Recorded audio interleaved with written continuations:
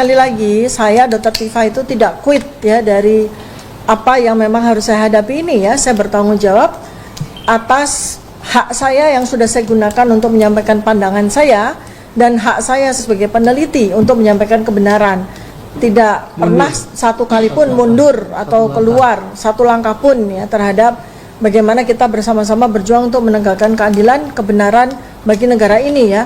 Jadi buktinya adalah bahwa dalam masa di mana saya dinyatakan saya bunyi atau saya merapat ke Solo atau saya hilang dan sebagainya, ada 2 karya yang saya tulis di sini. Bahkan ini adalah Jalan Samurai, ini adalah pemikiran saya, Dr. Tifa. Dan yang kedua adalah Otak Politik Jokowi yang oleh netizen dinyatakan ini sebagai buku Jokowi White Paper Jilid 2. Artinya di sini adalah bukti bahwa saya tidak mundur satu langkah pun. Bahkan saya terus menyampaikan kebenaran untuk memberikan informasi dan sekaligus berbagi ilmu kepada masyarakat melalui buku-buku ini. Berikutnya lagi adalah bahwa ada sebuah yang menurut kabar dan juga disampaikan oleh RHS sendiri bahwa dia punya kewajiban agar bisa memperoleh SP3.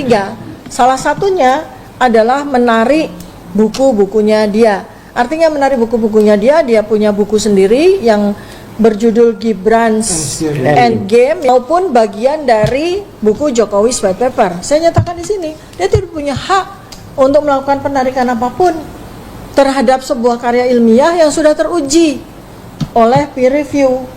Jadi tadi seperti yang Bang Ramdan sampaikan, tugas kami sebagai peneliti berhenti ketika penelitian ini sudah menjadi buku ini, ya, sehingga kami tidak punya hak lagi atas apa yang terus dalam buku ini.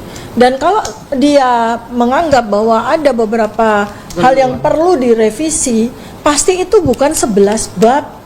Mungkin ada yang perlu direvisi bab 1 atau bab 3 atau bab 5, tapi tidak 11 bab. Kalau dia menyatakan bahwa 11 bab ini salah semua, ya berarti dia orang yang sama sekali tidak punya kapabilitas. Sehingga ini juga menjawab spekulasi yang disampaikan oleh beberapa netizen bahwa RHS ini sengaja diberikan jalan untuk RJ untuk nantinya kalau seandainya persoalan laporan polisi Jokowi ini bergulir sampai kepada sidang, maka RHS ini akan menjadi saksi ahli untuk melawan Mas Roy Suryo. Dia tidak punya kapabilitas. Saat ini pun dia sedang dilaporkan dalam peristiwa pemalsuan ijazah ya. Sama sekali orang ini tidak punya kredensial. Dan kalaupun waktu itu bersama-sama dengan kami melakukan penelitian dan menulis buku ini, beliau posisinya itu masih seorang yang berilmu, tetapi malangnya melakukan penipuan bahkan terhadap kami dan terhadap para pihak kami dengan KTP yang memuat gelar palsu tersebut ya. Nah, jadi sekali lagi ini juga untuk menyampaikan kepada masyarakat bahwa tidak bisa seorang RHS itu kemudian diberikan pengampunan dengan RJ lalu SP3 lalu kemudian dia dipasang sebagai ahli untuk mengcounter apa yang dia tulis sendiri. Itu sama sekali tidak masuk akal. Apalagi untuk mengcounter seorang ahli doktor asli ya yang bernama Dr. Roy Suryo. Nah, terakhir ini ada isu yang baru bergulir juga ya. Itu tentang uang 50 miliar yang katanya sudah diserahkan kepada kami. Ini saya katakan di sini bahwa itu sama sekali tidak betul. Itu adalah fitnah. Kami tidak menerima sepeser pun uang dari siapapun ya. Kami sama sekali tidak punya bohir. Kami bekerja berjuang dengan jeripaya kami sendiri.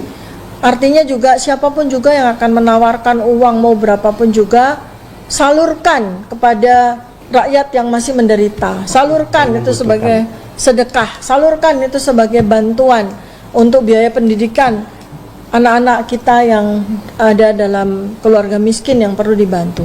Tidak usah diberikan kepada kami sebagai bentuk apapun untuk membuat kami menjadi lemah dalam perjuangan ini.